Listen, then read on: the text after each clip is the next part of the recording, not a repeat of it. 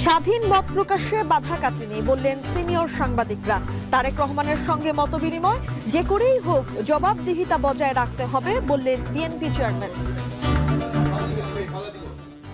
আমরা যদি দেশের স্বাধীনতা, দেশের সার্বভৌমত্বের জন্য কাজ করি, আমরা জাতিকে একটি সঠিক ডাইরেকশনে নিয়ে যেতে সক্ষম হব। আপিলে প্রার্থিতা ফিরে পেল জামায়াতের আজাদ। স্বতন্ত্র যারা জাপা ও ইসলামী আন্দোলনের ৮ প্রার্থীর মনোনয়ন বৈধ, চলছে আপিল শুনানি। স্বেচ্ছাসেবক দলনেতা মোসাব্বির হত্যায় শুটার সহ ৩ আসামি গ্রেপ্তার, জানিয়েছেন ডিবি। বাকিদের ধরতে চলছে অভিযান।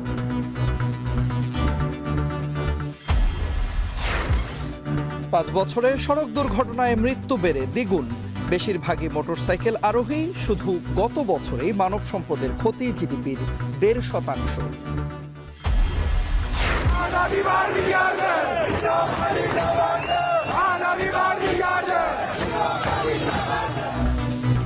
এবং আন্দোলনে উত্তাল ইরান। ইন্টারনেট বন্ধে দুদিন ধরে বিশ্বের সঙ্গে বিচ্ছিন্ন।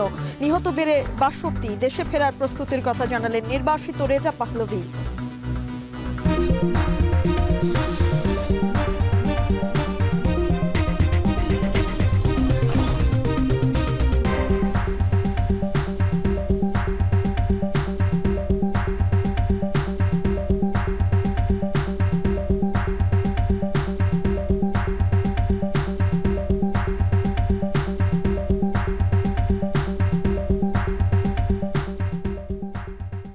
ছিলেন শিরোনাম। স্বাগত জানাচ্ছি এখন দুপুরে পুরো সংবাদ জুড়ে সঙ্গে রয়েছি আমি তানজিলা খান মিম এবং আমি তন্ময় কুমার রায়। দেশের স্বাধীনতা, সার্বভৌমত্ব রক্ষায় একত্রে কাজ করলে জাতিকে সঠিক জায়গায় নিয়ে যাওয়া সম্ভব হবে বলে জানিয়েছেন বিএনপি চেয়ারম্যান তারেক রহমান। বলেন, মতপার্থক্য যেন কোনোভাবেই মতবিরোধে পরিণত না হয়। দুপুরে রাজধানীর বনানীর হোটেল শেরাটনে দেশের সিনিয়র সাংবাদিকদের সঙ্গে মতবিনিময় করেন বিএনপি চেয়ারম্যান তারেক রহমান। অনুষ্ঠানের শুরুতেই বিএনপি মহাসচিব মির্জা ফখরুল ইসলাম আলমগীর বলেছেন, কঠিন সময় দেশে এসেছেন তারেক রহমান।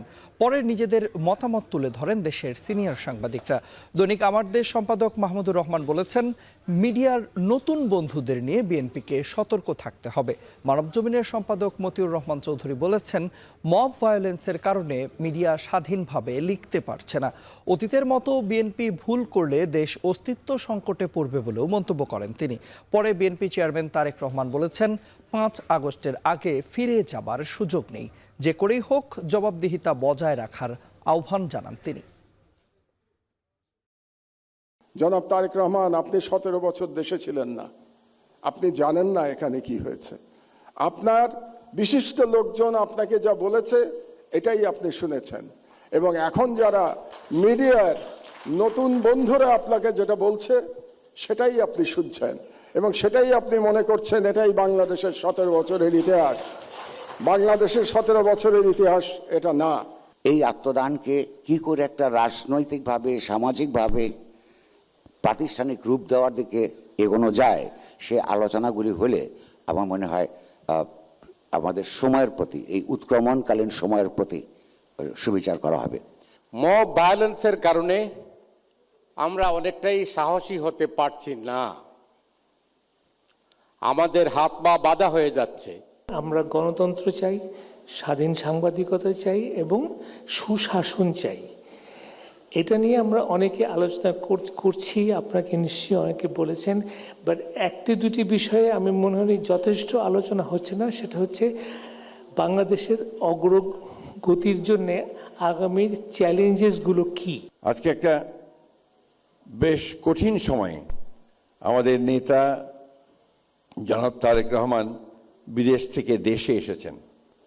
সমগ্র দেশের মানুষ এক বুক ভরা প্রত্যাশা নিয়ে তার দিকে তাকিয়ে আছে।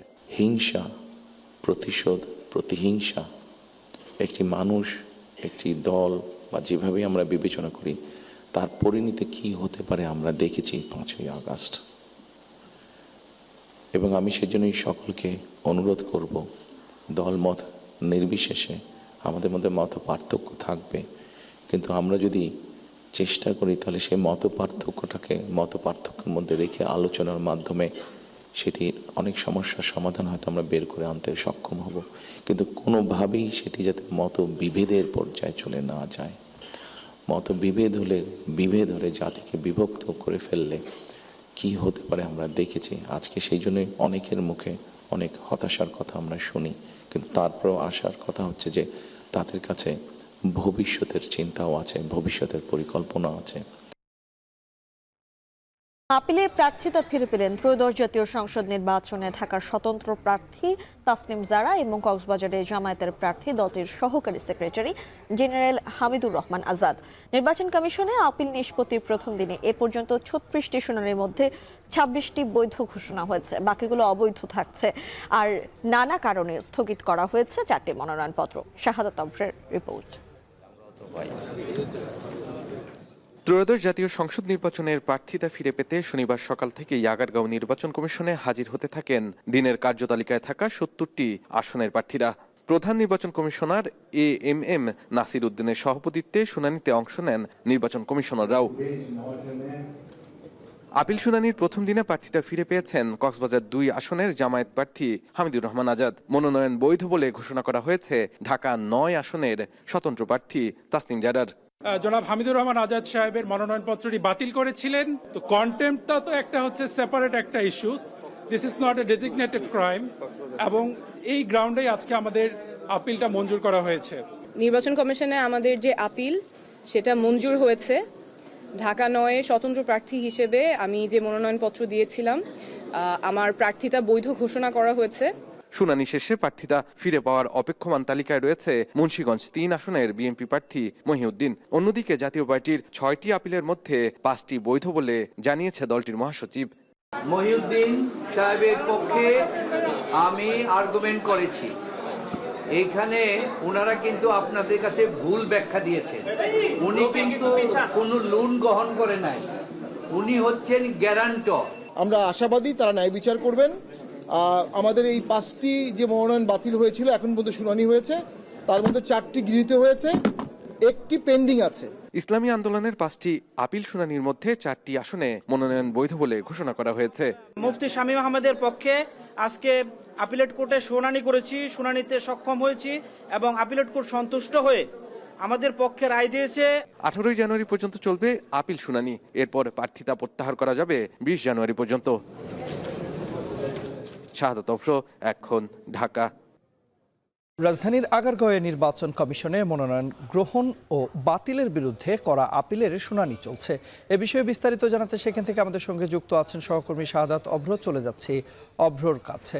অভ্র, হেভিওয়েট আর কেউ প্রার্থিতা ফিরে পেয়েছেন কিনা এবং শুনানির আর কি তথ্য আছে আপনার কাছে, বিস্তারিত জানাবেন।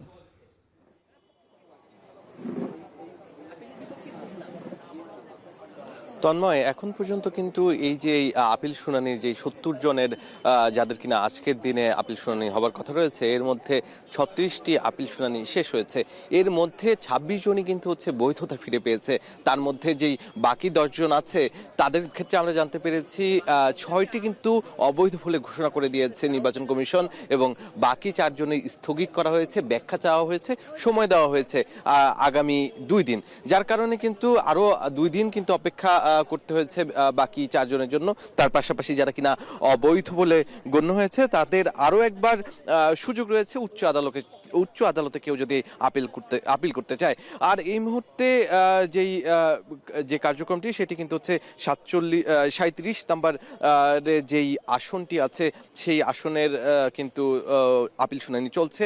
আর এখানে বাকি যেই 34 জন আছে তারা কিন্তু এখানটায় অপেক্ষমান রয়েছে। আপনি নিশ্চয়ই দেখতে পাচ্ছেন যে এই যে নির্বাচন কমিশনের ঠিক সামনে যেখানে কিনা বুথ করে দেওয়া হয়েছিল বিভিন্ন অঞ্চল ভিত্তিক, সেখানেই কিন্তু তারা এসে অপেক্ষা করছে এবং তাদের যেই আপিল শুনানির আগে এসেই কিন্তু এখানে এসে তারা প্রবেশ করছেন যেই অডিটোরিয়ামটি আছে, যেখানে কিনা কিছুক্ষণ আগেই আপনারা দেখছিলেন যে আপিল শুনানি হচ্ছিল।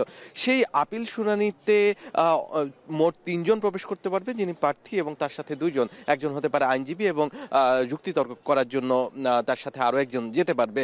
এই যে পুরো প্রক্রিয়া, এই প্রক্রিয়া কিন্তু সকাল 10টা নাগাদ শুরু হয়েছে, চলবে ঠিক 5টা পর্যন্ত। তবে 70 70 জন যদি 5টার মধ্যে শেষ না হয়, যতক্ষণ পর্যন্ত সময় লাগে ততক্ষণ পর্যন্তই কিন্তু এই কার্যক্রম চলবে বলে জানিয়েছে নির্বাচন কমিশন।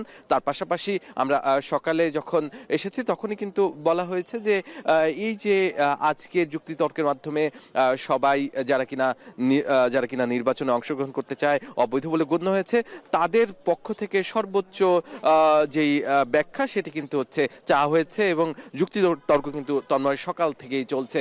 আর আজকের দিনের পরে আগামীকালকেও কিন্তু একইভাবে ঠিক 10টা থেকে শুরু হবে এবং তার পাশাপাশি 10টার পরপরই কিন্তু হচ্ছে এই যুক্তিতর্ক শেষ হবে বিকেল নাগাদ। এবং গতকালকের ক্ষেত্রেও কিন্তু 70 জনের তালিকা প্রকাশ করা হয়েছে, তারা কিন্তু এখানে আসবেন এবং এসেই কিন্তু বলা চলে যে তাদের যে যুক্তিতর্ক উপস্থাপন সেটি চলা যাবে। তবে সন্ধ্যা নাগাদ আমরা জানতে পারবো আজকে কতজনের প্রার্থিতা বৈধ বলে গণ্য হয়েছে এবং কতজনকে অবৈধ বলে ঘোষণা করেছে নির্বাচন কমিশন। এই ছিল আমার কাছে সর্বশেষ। তন্ময়। নির্বাচন কমিশনে চলছে আপিল শুনানি। এ বিষয়ে বিস্তারিত জানাতে আমাদের সঙ্গে যুক্ত হয়েছিলেন সহকর্মী শাহাদাত অভ্র। এদিকে জাতীয় নাগরিক পার্টি এনসিপির আহ্বায়ক নাহিদ ইসলাম অভিযোগ করেছেন, অনেক ঋণ খেলাপির মনোনয়ন বৈধ ঘোষণা করে পক্ষপাতিত্ব করছে নির্বাচন কমিশন। নানা দল নানাভাবে নির্বাচনী আচরণবিধি লঙ্ঘন করছে জানিয়ে লেভেল প্লেইং ফিল্ড নিয়ে শঙ্কা জানান তিনি। সকালে এনসিপির সাথে ইউরোপীয় ইউনিয়নের নির্বাচন পর্যবেক্ষক প্রতিনিধি দলের বৈঠক শেষে একথা বলেন নাহিদ ইসলাম। আমরাও একইভাবে মনে করছি যে বিশেষ রাজনৈতিক দলকে সরকারিভাবে বিশেষ সুযোগ সুবিধা, বিশেষ প্রোটোকল দেওয়ার মাধ্যমে এক ধরনের সিগন্যালিং করা হচ্ছে এবং যেটা লেভেল প্লেইং ফিল্ডে বাধা তৈরি করতে পারে, এটার অসম অবস্থা তৈরি করতে পারে। কারণ প্রশাসনের বিভিন্ন স্তরে কিন্তু এটা এক ধরনের মেসেজ যায় যে সরকার কার পক্ষে আছে। ভারতের আধিপত্যবাদ থেকে দেশকে মুক্ত করেছে চলমান অন্তর্বর্তী সরকার, এমন মন্তব্য করেছেন আইন উপদেষ্টা ডক্টর আসিফ নজরুল। শনিবার সকালে রাজধানীর সিরজাপ মিলনায়তনে রাজনৈতিক দল, মানবাধিকার এবং মত প্রকাশের স্বাধীনতার শীর্ষক নীতি সংলাপে একথা বলেন তিনি। আইন উপদেষ্টা বলেন, জনভোগান্তি কমাতে সরকার এ পর্যন্ত 20,000 হয়রানিমূলক মামলা নিষ্পত্তি করছে। স্বল্প সময়ের মধ্যেই আইন, বিচার ও শাসন ব্যবস্থায় কার্যকর পদক্ষেপ নেওয়া হয়েছে বলেও জানান তিনি। এ সময় সবাইকে ইতিবাচক ও গঠনমূলক সমালোচনার আহ্বান জানান আসিফ নজরুল। সংলাপে মব সংস্কৃতি থেকে বেরিয়ে মত প্রকাশের স্বাধীনতা ও মানবাধিকার নিশ্চিত করার আহ্বানও জানান বক্তারা।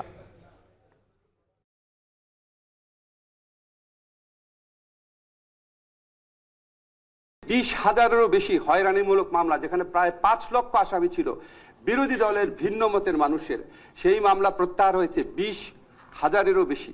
এগুলি কি কোনো সাফল্য না? হাইকোর্টে যে জামিন দেয়, জামিনটা দেয় হাইকোর্টের একজন বিচারক। তো জামিন দেওয়ার ক্ষেত্রে যদি কোনো ভুল থাকে সেটা বিচারকের দোষ।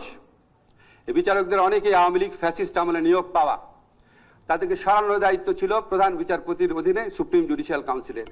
রাজধানীর কারওয়ান বাজারে স্বেচ্ছাসেবক দলের নেতা আজিজুর রহমান মোসাব্বিরকে গুলি করে হত্যার ঘটনায় প্রধান শুটার সহ 3 জনকে গ্রেফতার করেছে গোয়েন্দা পুলিশ। ডিবি থেকে জানানো হয়, শুক্রবার দিবাগত রাতে মানিকগঞ্জ এবং গাজীপুর জেলায় অভিযান চালিয়ে ঢাকা মেট্রোপলিটন পুলিশের গোয়েন্দা শাখার একটি দল তাদের গ্রেফতার করে। এর মধ্যে অভিযুক্ত শুটার জিনাত এবং সন্দেহভাজন পরিকল্পনাকারী বিল্লাল রয়েছেন। তৃতীয় জন তাদের সহযোগী বলে ধারণা করা হচ্ছে। মামলার তদন্ত কর্মকর্তার প্রাথমিক ধারণা, কারওয়ান বাজারে আধিপত্য বিস্তার ও স্থানীয় কমিশনার নির্বাচনকে কেন্দ্র করে মুসাব্বিরকে হত্যা করা হয়েছে।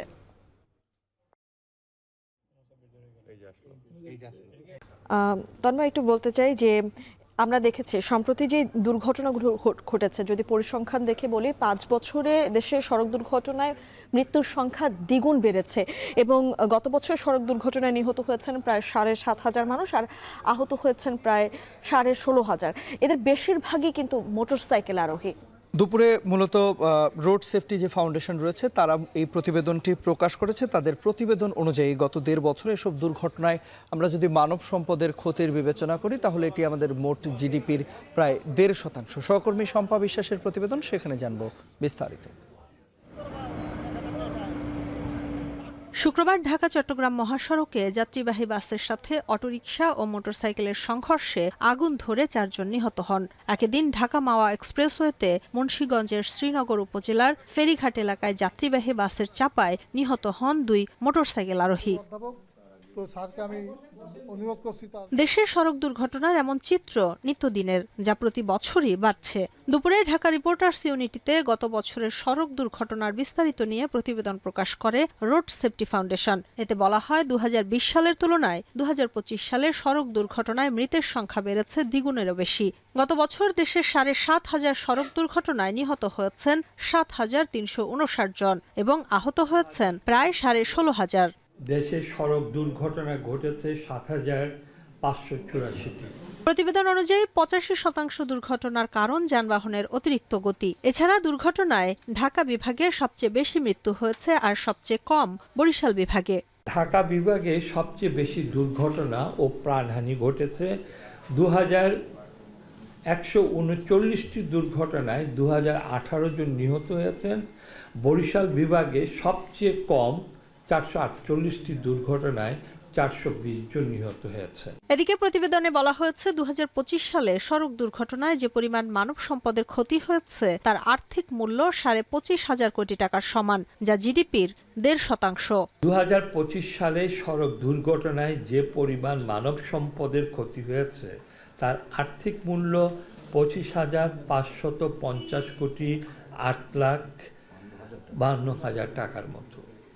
যেহেতু সড়ক দুর্ঘটনার অনেক তথ্য অপ্রকাশিত থাকে, সেই জন্য এই হিসাবের সাথে আরও 30% যোগ করতে হবে। গণমাধ্যমে যে তথ্য প্রকাশিত হয়েছে প্রকৃত ঘটনা তার চেয়ে অনেক বেশি। সড়ক দুর্ঘটনায় নিহতের পাশাপাশি গত বছর দেশে 132টি নৌ দুর্ঘটনায় 149 জন এবং 519টি রেল দুর্ঘটনায় নিহত হয়েছেন 478 জন। 132টি নৌ দুর্ঘটনায় 149 জন নিহত, 123 জন আহত এবং 34 জন নিখোঁজ রয়েছেন। শম্পা বিশ্বাস, এখন, ঢাকা। বাজেটে ঋণ পরিষেবা খরচ যেভাবে বাড়ছে তাতে বাংলাদেশ ঋণের ফাঁদে বা মধ্যম আয়ের দেশের ফাঁদে পড়ে যেতে পারে বলে আশঙ্কা করছে centre for policy dialogue CPD.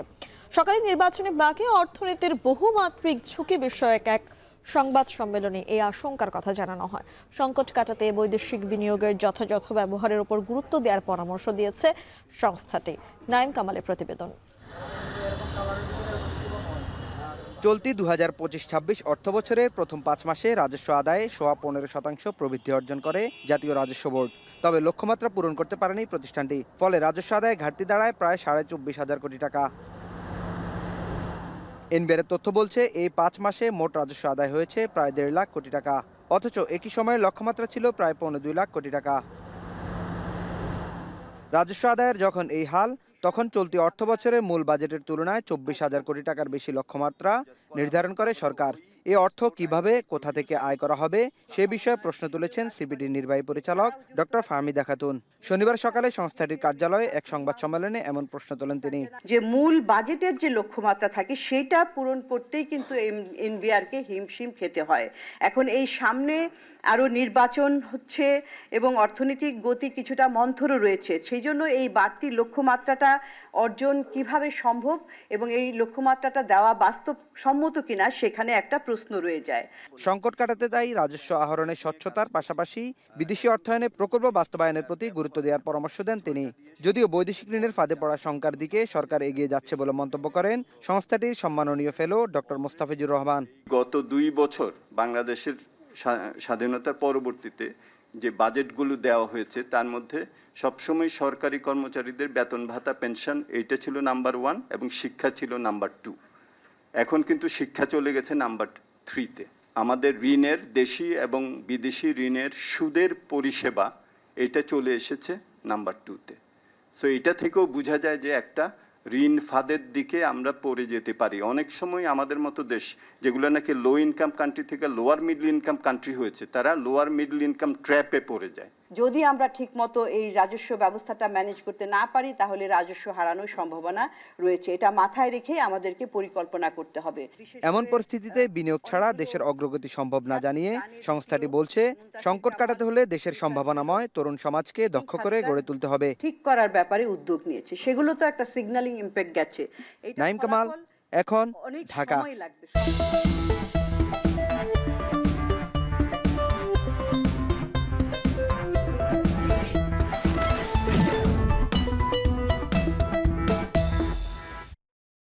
দরজায় কড়া নাড়ছে জাতীয় নির্বাচন। নতুন সরকার নিয়ে নানা স্বপ্ন বুনছেন দেশের জনগণ। পিছিয়ে নেই নারীরাও। নিরাপত্তা, জীবনমান উন্নয়ন, উপযুক্ত কর্মপরিবেশ আর মর্যাদা নিশ্চিতে কাজ করবে সরকার, এমনটাই প্রত্যাশা নারীদের। বিস্তারিত জানাচ্ছেন তালহা জুবায়ের। কেন্দ্র থেকে প্রান্ত, উন্নয়নের প্রতিটি ধাপে পুরুষের পাশাপাশি অবদান রাখছেন নারীরা। কিন্তু দুমুঠো খাবার জোগাড় কিংবা আত্মনির্ভরশীল হয়ে উঠতে নারীদের সংগ্রাম অনেকেরই চোখ এড়িয়ে যায়। চাঁদপুরের পুরানবাজার মোমপট্রি এলাকার ষাটোর্ধ্ব রাশিদা বেগম। এখনো শেষ হয়নি বয়সের ভারে নুয়ে পড়া এই বৃদ্ধার জীবন সংগ্রাম। বেঁচে থাকার তাগিদে স্থানীয় বউবাজারে বিক্রি করছেন সবজি। আশায় আছেন আগামীর সরকার হয়তো পাশে দাঁড়াবে প্রান্তজনে। আমি বয়স্ক মানুষ, আমি এখন কিছু কিনে শক্তি ভালো নাই, করতে পারি না। দৈন্য আর কাঁচামাচি নিয়ে বেশি এই সরকারে ভোট দেয়, এই সরকার যদি আমার দিকে চায় তো সরকারে ভোট পাইবে আল্লাহ। সমাজে এখনো প্রতিষ্ঠিত হয়নি নারী বান্ধব কর্মপরিবেশ। এখনো অবমূল্যায়িত প্রান্তিক নারীর শ্রমের মূল্য। তবে এসব প্রতিবন্ধকতা দূর করে অনেকেই মুখোমুখি টিকে থাকার লড়াইয়ে। আগামীর সরকার নারী সমাজের উন্নয়নে এগিয়ে আসবে, এমনটাই প্রত্যাশা বিভিন্ন শ্রেণী পেশার নারীদের। সুস্থ মতন নির্বাচন হোক, বা কোনো হালাহালি বা কোনো মারামারি বা কোনো নারী নির্যাতন, এটি আমরা চাই না। মেয়েদের পড়াশোনার ক্ষেত্রটা আরো বেশি প্রসারিত হোক, তারপর কাজের ক্ষেত্রটা আরো নিরাপদ হোক। সকালে ঘর থেকে বের হয়েছি, সন্ধ্যার পরে রাতের পর আমরা যেন আবার বাসায় নিরাপদভাবে আমাদের বাচ্চার কাছে, আমাদের ফ্যামিলির কাছে ফিরে আসতে পারি, এরকম একটা দেশে আমরা চাই। দেশের অগ্রযাত্রায় পুরুষের পাশাপাশি প্রয়োজন নারীদের উন্নয়ন। শিক্ষা, নিরাপত্তার পাশাপাশি নারীদের কর্মক্ষম করতে প্রয়োজন উদ্যোক্তা সৃষ্টির। সুদমুক্ত ঋণ সুবিধার পাশাপাশি নারীদের ব্যবসার জায়গা দেয়া গেলে অগ্রযাত্রা আরো গতিশীল হবে। সরকার যদি আমাদেরকে নিরাপত্তা দিতে পারে তাহলে উদ্যোগটা আরো তৈরি হবে। আর একটা দেশ কখনোই আগাইতে পারবে না যদি নারীরা পিছিয়ে থাকে। নারীদেরকে যত বেশি কাজের সাথে ইনভলভ করবে, নারীদেরকে যত বেশি নিরাপত্তা জায়গাটাতে সরকার প্রতিশ্রুতিশীল হবে, তত বেশি নারীর কাছ থেকে অর্থনীতিতে অবদানের আরো বেশি ভূমিকা পাবে। জেলায় মোট ভোটার প্রায় 23,31,000।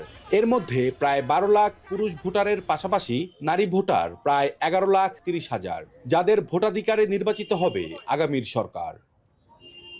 তালহা জুবায়ের। পূর্বাঞ্চলে 30তম ঢাকা আন্তর্জাতিক বাণিজ্য মেলার 7ম দিন চলছে।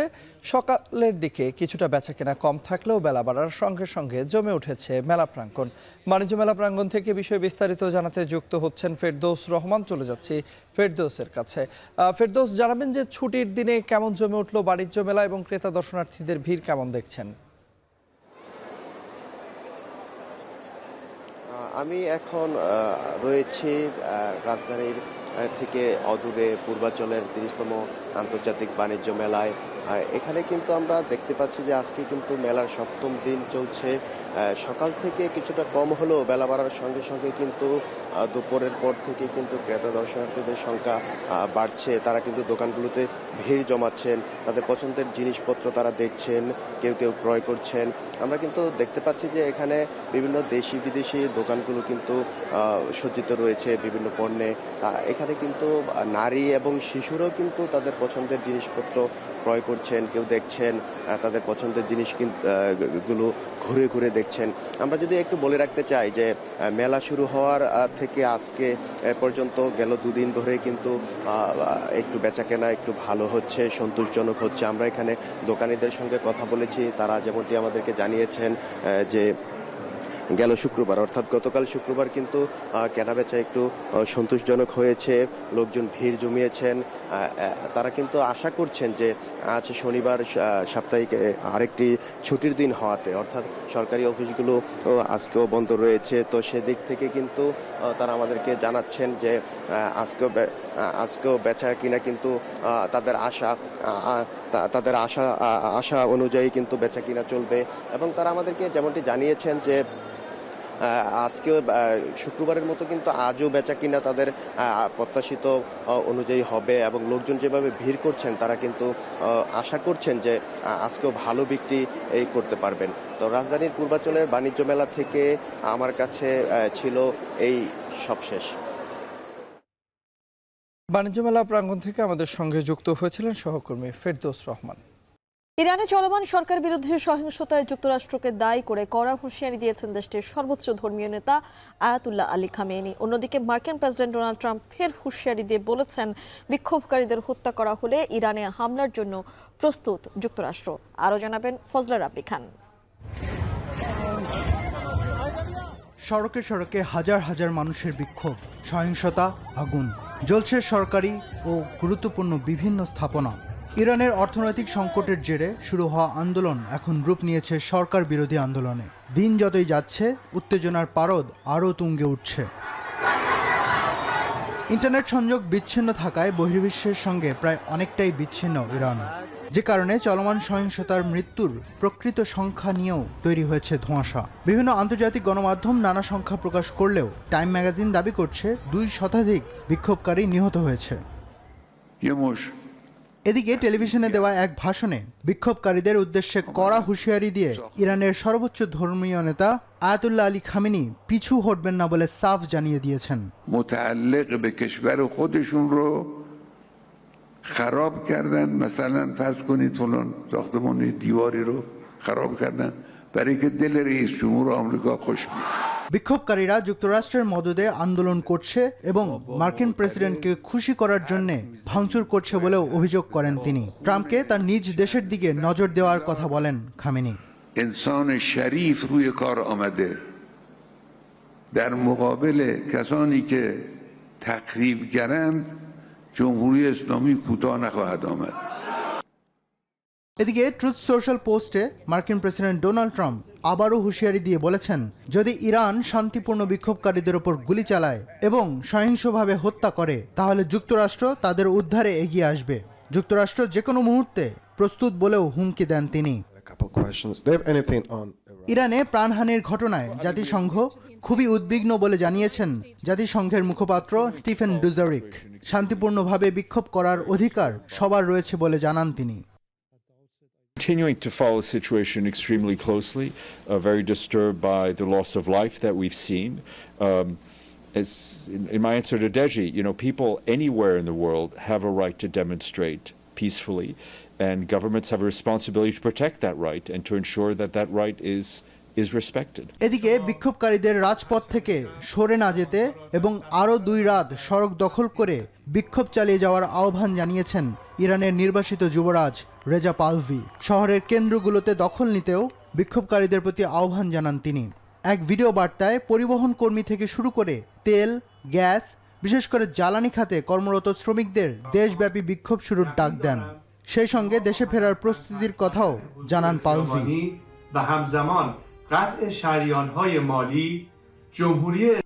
এদিকে যুক্তরাষ্ট্রের ধৈর্য পরীক্ষা না করার জন্য ইরানকে সতর্ক করেছে মার্কিন পররাষ্ট্র দপ্তর। ট্রাম্পের নেতৃত্বে যুক্তরাষ্ট্রের সক্ষমতা ছোট করে না দেখে এর ফলাফল ইরানের বিবেচনা করা উচিত বলে হুঁশিয়ারি দেওয়া হয়। ফজলা রাব্বি খান, এখন বিশ্ব। বিগ ব্যাশ লিগে হোবার্ট হারিকেন্সের হয়ে নিয়মিত পারফর্ম করে নিজের জাত চেনাচ্ছেন বাংলাদেশের রিশাদ হোসেন। অস্ট্রেলিয়ার মাটিতে দুর্দান্ত পারফর্ম করে চমকে দিচ্ছেন ক্রিকেট বিশ্বকে। রিশাদের ধারাবাহিক পারফরম্যান্স নিয়ে বিস্তারিত জানাবেন ফারহান ইহসান।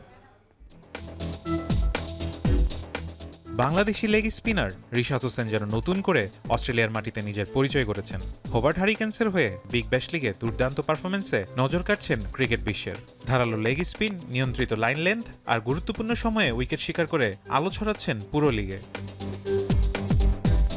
ম্যাচের পর ম্যাচ রিশাদের পারফরমেন্সে স্পষ্ট ধারাবাহিকতা। মাঝের ওভারগুলোতে ব্রেক থ্রু এনে দিচ্ছেন, নিয়ন্ত্রণে রাখছেন রান।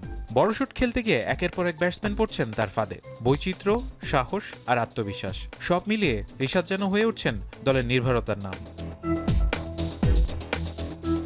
চলতি আসরে হোবার্ট হারিকেন্সের হয়ে 8 ম্যাচে 20.81 গড়ে 7.63 ইকোনমিতে নিয়েছেন 11 উইকেট। তার সেরা বোলিং ফিগার 26 রানে 3 উইকেট। বিগ ব্যাশের মতো প্রতিযোগিতামূলক টুর্নামেন্টে এমন ধারাবাহিক পারফরমেন্স শুধু ব্যক্তিগত সাফল্য নয়, বাংলাদেশের ক্রিকেটের জন্য বড় বার্তা। রিশাদ হোসেন যেন প্রমাণ করছেন বিশ্বমঞ্চে বাংলাদেশি স্পিনারদের জায়গা করে নেওয়ার সময় এখনই। ফারহান ইহসান, এখন। এরই মধ্য দিয়ে চলে এলাম এখন দুপুরের আয়োজনের একেবারে শেষ প্রান্তে। তার আগে শিরোনামগুলো জানাবো আরেকবার। স্বাধীন মত প্রকাশে বাধা কাটানে বললেন সিনিয়র সাংবাদিকরা। তারেক রহমানের সঙ্গে মতবিনিময় যে কোনো মূল্যে জবাবদিহিতা বজায় রাখার আহ্বান বিএনপি চেয়ারম্যানের। আমাদের সমস্যা ছিল, আমাদের সমস্যা আছে, অবশ্যই আমরা 5ই আগস্টের আগে ফিরে যেতে চাই না। আপিলে প্রার্থিতা ফিরে পেল জামায়াতের আজাদ স্বতন্ত্র যারা। জাপা ও ইসলামী আন্দোলনের 8 প্রার্থীর মনোনয়ন বৈধ, চলছে আপিল শুনানি। ঋণ খেলাপির মনোনয়ন বৈধ করে পক্ষপাতিত্ব করছে নির্বাচন কমিশন। অভিযোগ নাহিদ ইসলামের ইইউ নির্বাচন পর্যবেক্ষণ দলের সাথে বৈঠক। মোসাব্বির হত্যায় শুটার জিয়াদ সহ 3 আসামি গ্রেপ্তার, জানিয়েছে টিভি। স্থানীয় কমিশনার নির্বাচনকে কেন্দ্র করে খুন ধারণা তদন্ত কর্মকর্তার। এই ছিল এখন দুপুরে। এখন টেলিভিশন ওয়েবসাইটে দেখতে ভিজিট করুন এখন.tv। ফেসবুকে দেখুন facebook.com/tv.এখন আর ইউটিউবে দেখুন youtube.com/c/echontv।